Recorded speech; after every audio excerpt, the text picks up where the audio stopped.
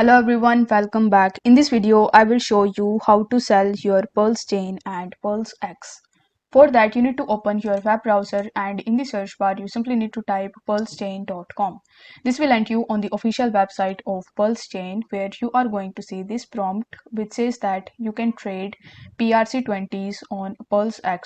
So over here, you need to click on PulseX. Once done, you will be redirected on PulseX where you need to click on this first link and then you will be redirect on this swap page of PulseX. Now over here you can sell your PulseX coin with any other stable coin. For that, in the first section you will have to select PulseX and after that you need to select a stable currency. For this video I have selected DAI because it is more stable.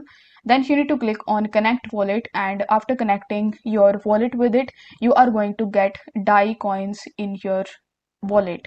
After that, you need to come to the PulseChain website again and now you will have to click on bridge.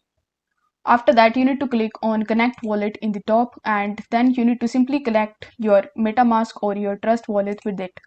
Afterwards, in the top section, you will have to select DAI coin. So in order to select it, you will have to click on it and then you need to select DAI coin.